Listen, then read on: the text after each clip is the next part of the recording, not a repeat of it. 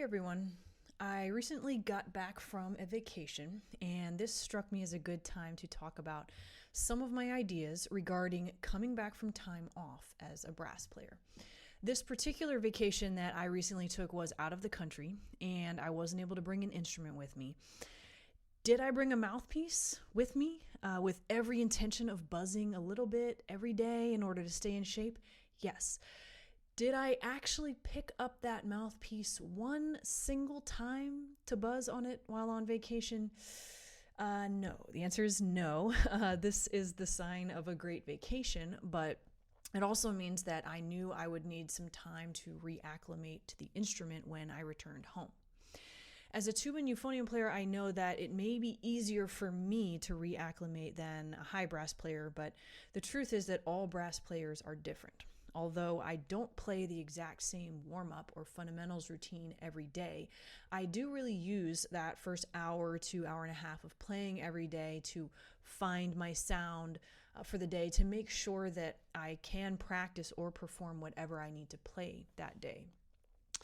In past years, when I have returned from a playing break, my biggest mistake was not doing so mindfully. So, how do we come back from time off mindfully? My first tip is one that might be a bit of a bummer, but here it is. Play with purpose instead of excitement. Here's the thing, we love our instruments. Coming back to them after time off often feels as much like coming home as actually entering into our home does.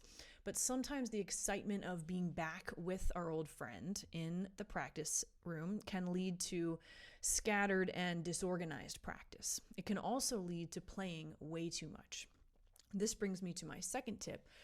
Limit your playing time on day one. I remember talking about this with Toby Hanks when I studied with him, and he told me that when coming back from a break, we need to actively stop ourselves from over practicing on our first day back.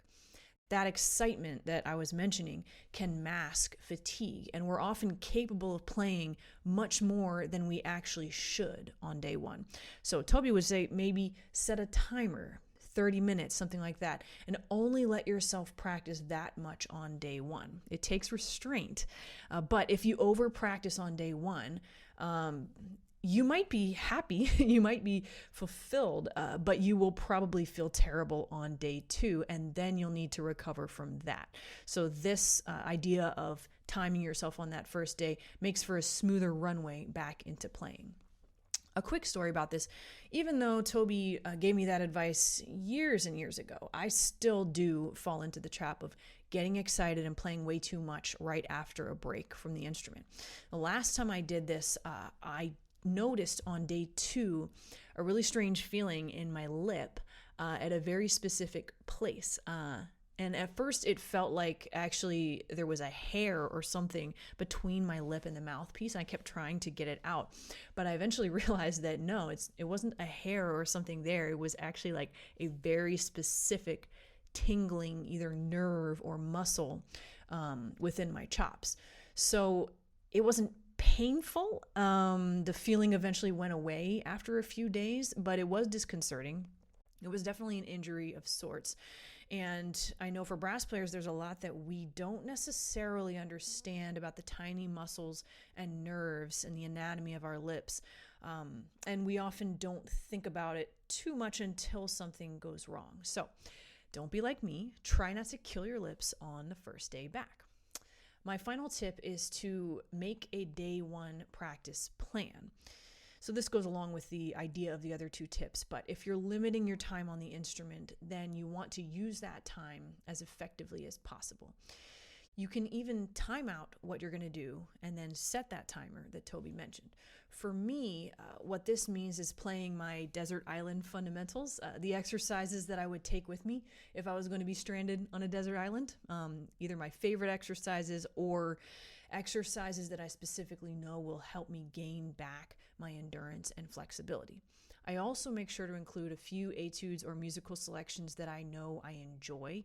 So not brand new material, but something to get me back to thinking like a musician, making musical decisions as soon as possible. It also helps me to play music that I connect with on that first day, because those musical thoughts and decisions can sometimes take precedence over whatever weirdness I'm feeling in my chops because I'm coming back from a break. That can feel weird to begin with, hopefully not painful, but thinking like a musician and getting involved in that can sort of outweigh the effects of whatever we're feeling in our chops. So, those are my 3 tips for coming back from time off the instrument mindfully. I would love to hear your thoughts on what you do in this situation as well. Thanks for watching, and take care, everyone.